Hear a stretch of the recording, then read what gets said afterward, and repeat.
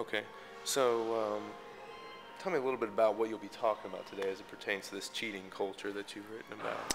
Well, I'm going to be talking about my book, The Cheating Culture. I'm going to be talking about the trends that drive ethical misconduct in America, which, as I see it, relate to the economy, the increasing inequality between winners and everybody else. It creates temptations to cut corners to be a winner. The growing economic insecurity, which creates temptations to cut corners just to keep your head above water. The sleeping watchdogs, which create temptations to cut corners because often nobody is looking. And it's easy to cheat.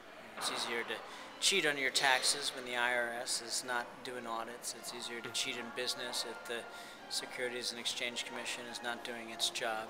So I'm going to talk about some of the main trends driving the cheating culture, and then I'm going to say a little bit about the implications of the election. You know, which of the candidates would do more to address these different trends. Okay. And in your opinion, talk a little bit about that. Which of those candidates would do that?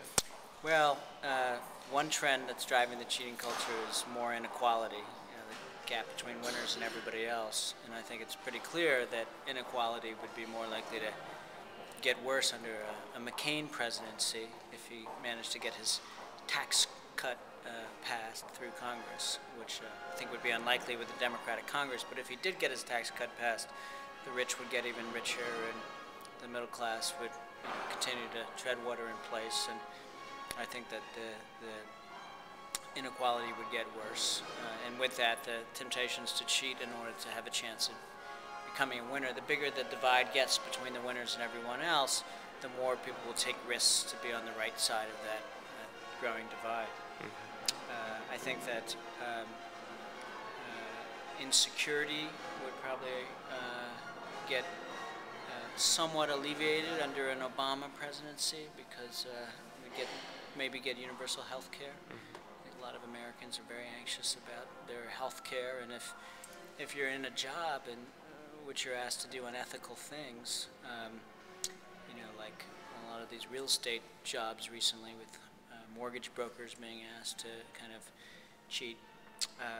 If you're in that kind of job, it's harder to leave if you're going to lose your health insurance, whereas if we had a system of universal coverage, I think that people would feel like they had more choices.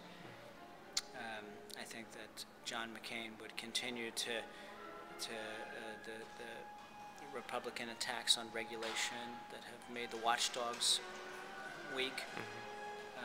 So, in general, I think that the cheating culture would get worse under a McCain presidency than an Obama presidency. But I also think that what happens in Washington is only part of the solution to the ethics crisis in America. And there's a lot that individuals need to do, there's a lot that universities need to do, there's a lot that religious institutions need to do, there's a lot that parents need to do to take on this cheating culture.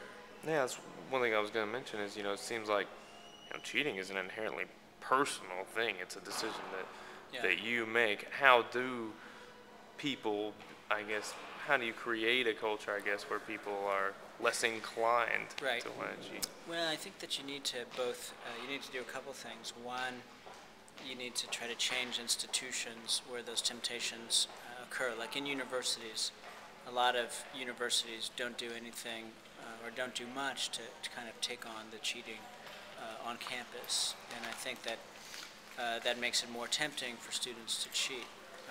Universities need to have stronger rules around the academic honor code, but students also have to hold themselves to a higher standard. You need both, basically. You need individuals who are taught about integrity by their families, get support to be honest by their in their religious institutions or through teachers or elsewhere, and you need institutional reform, and you need to try to create a fairer America where people feel like the rules are in their interest and therefore they're willing to play by the rules.